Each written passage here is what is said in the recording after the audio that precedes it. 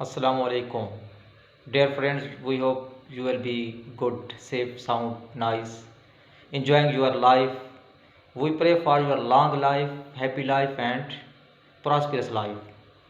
May Allah bless all of you. This is our channel ARI Official.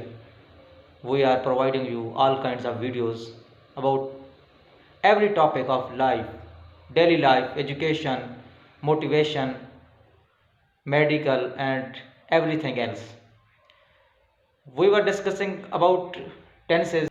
We have released 5 videos about tenses. This is our 6th video about tenses. Hope that all the students have got many benefits from these videos, useful things, knowledge, and everything. We want to make easier the difficult topic of tenses. If you get some information, some knowledge from our videos, pray for us and subscribe our channel, like videos and comment also, and share these videos to your friends as so they can get benefit from our videos and from our every topic of channel. चलें दोस्तों, अब हम अपने topic की तरफ चलते हैं। हमने पिछले तमाम वीडियोस में टेंसेस की 2 किस्में पढ़ी थी। एक छोटी शाखें होती हैं और एक बड़ी शाखें होती हैं। छोटी शाखें हमने पढ़ी थी 4 होती हैं, कंटिन्यूअस, इंडेफिनेट, परफेक्ट और परफेक्ट कंटिन्यूअस। और बड़ी शाखें 3 होती हैं, पास्ट हो गया, प्रेजेंट हो गया और क्या हो गया, फ्यूचर हो गया। अब हमने ये भी पढ़ा था कि अंग्रेज़ी में इसकी निशानियाँ, उर्दू में उसकी निशानियाँ और अंग्रेज़ी में इनकी निशानियाँ और उर्दू में इनकी निशानियाँ हम पढ़ चुके हैं। आपको ये भी बताया था कि अंग्रेज़ी में अगर निशानियाँ देखनी हो तो छोटी शाखों के लिए आपको वर्ब की फॉर्म देखनी पड़ेगी और बड़ी शाखों के लिए आपको हेल्पिंग वर्ब देखना पड़ेगा। यानी पास्ट देखना है, आप देखें हेल्पिंग वर्ब कौन सा है, वाज है, वर है, कौन सा है। प्रेजेंट है तो इसमें भी हेल्पिंग वर्ब देखेंगे, फिक्र में पता चल जाएगा कौन सा है। और फ्यूचर में भी हेल्पिंग वर्ब, यानी हेल्पिंग वर्ब तब्दील कर दें तो ये शाखें तब्दील हो जाएंगी। अगर आप ये छोटी शाखें जो होती हैं, कंटिन्यूअस वाली, परफेक्ट कंटिन्यूअस हो गया, इंडेफिनिट हो गया, परफेक्ट हो गया, इनको आप तब्दील करना चाहें तो आपको वर्ब की फॉर्म को तब्दील करना पड़ेगा। वर्ब की फॉर्म जो होती है वो जो लगाते जाएंगे उसके मुताबिक बनते जाएंगे आपके अगले टेंस। चलें हम आगे चलते हैं। पिछली वीडियो जिन्होंने नहीं देखी वो थोड़ा सा उनको एक दफ़ा नज़र घुमा लीजिएगा। नज़र घुमा कर आप उनको देखेंगे ना, फिर आप उनको इंशाअल्लाह काफ़ी चीज़ें मालूमात पिछली मिल जाएंगी, फिर हम अगली वीडियो को आसानी से समझ पाएंगे। अब एक फ़िक्र से हम इस मिसाल को आगे लेकर चलते हैं अपनी, कि कंटिन्यूअस जो होते हैं सारे, पास्ट कंटिन्यूअस हो, प्रेजेंट कंटिन्यूअस हो या फ्यूचर कंटिन्यूअस हो, उनमें हम दोनों तरीक़ों से देखेंगे। पहले उर्दू वाले फ़िक्रे पढ़ते हैं, फिर इंग्लिश वाले फ़िक्रे। अब ये हम पढ़ चुके हैं, जितने भी कंटिन्यूअस होते हैं, जितने भी कंटिन्यूअस, तमाम की उर्दू में निशानियाँ होती हैं रहा, रही, रहे। ये तो पक्की बात है, अथेंटिक बात है। कंटिन्यूअस का जब भी नाम आएगा फ़िक्रे में कहीं भी, ये चीज़ जहन में रखिएगा कि उस कंटिन्यूअस के जितने भी फ़िक्रे होंगे, टेंस आगे दूसरा नहीं देखना, हमने बड़ी शाख नहीं देखनी, सिर्फ कंटिन्यूअस की बात हम कर रहे हैं। चाहे परफेक्ट कंटिन्यूअस हो चाहे सिंपल कंटिन्यूअस हो, उसमें रहा, रही, रहे लाजमी है। तो इसका मतलब है पिछला फ़िक्रा जितना भी खड़ा है ये, कि तालिब इल्म किताब पढ़ रहे, यहाँ तक कंटिन्यूअस मुकम्मल है हमारा, इसमें कंटिन्यूअस की कोई कमी नहीं रही। अब अगली चीज़ें जो हैं 3, अगर थे लगा देंगे, तालिब इल्म किताब पढ़ रहे थे, तो बन जाएगा पास्ट, थे की वजह से पास्ट बन गया और रहे की वजह से क्या बन गया, कंटिन्यूअस। तो क्या बन जाएगा, तालिब इल्म किताब पढ़ रहे थे, पास्ट कंटिन्यूअस टेंस बन जाएगा।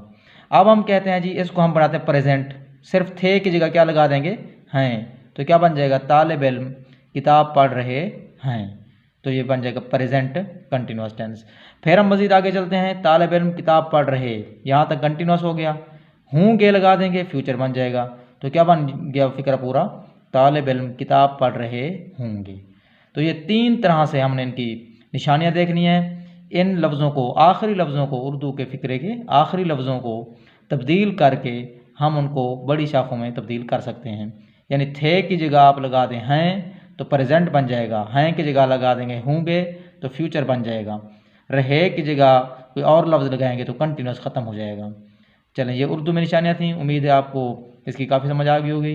एक दो दोबारा हम इसको रिपीट कर देते हैं कि जितने भी कंटिन्यूअस हैं, कि कंटिन्यूअस उर्दू की बात कर रहे हैं हम, कंटिन्यूस जितने भी आएंगे उन तमाम में रहे, रहा, रही लाजमी आएंगे।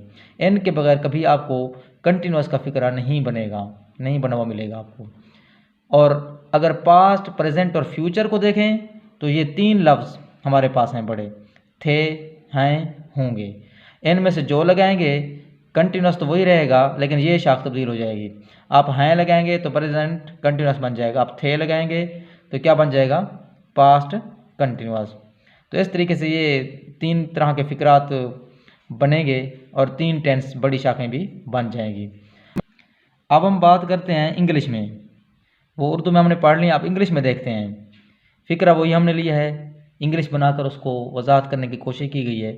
चूँकि हम पढ़ चुके हैं जो हेल्पिंग वर्ब होते हैं, हेल्पिंग वर्ब जिस तरह यहाँ पर वर लगा खड़ा है, आर है, वेल बी है, ये हेल्पिंग वर्ब ये फ़िक्रे में हूँ तो ये हमें बड़ी शाख बताते हैं।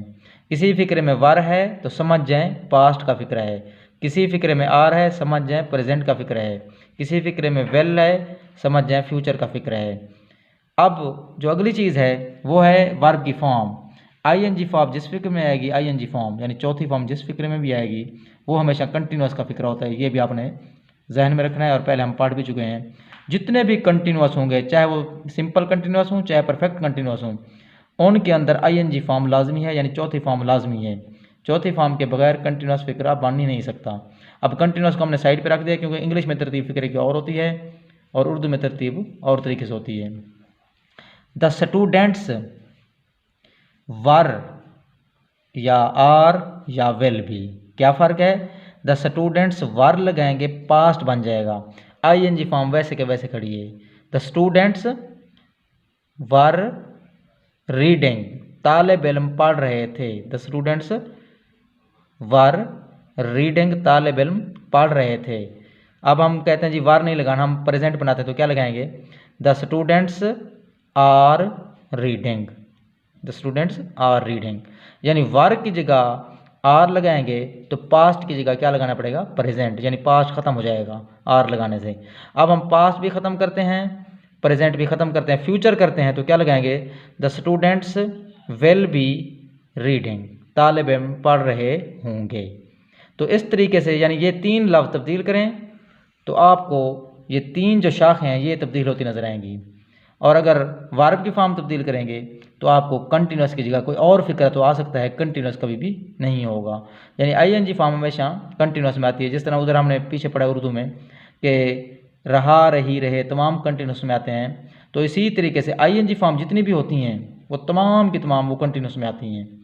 तो इस तरीके से अब ये उर्दू के फ़िक्रात में निशानियाँ और इंग्लिश फ़िक्रात में निशानियाँ कंटिन्यूस मुकम्मल हो गए हमारे, यानी कंटिन्यूस जितने भी हैं वो सारे मुकम्मल हैं। फिर परफेक्ट कंटिन्यूस आएंगे, उसमें बाकी चीज़ें तो यही रहेंगी, उसका हम अगले टॉपिक में इंशाल्लाह पढ़ेंगे।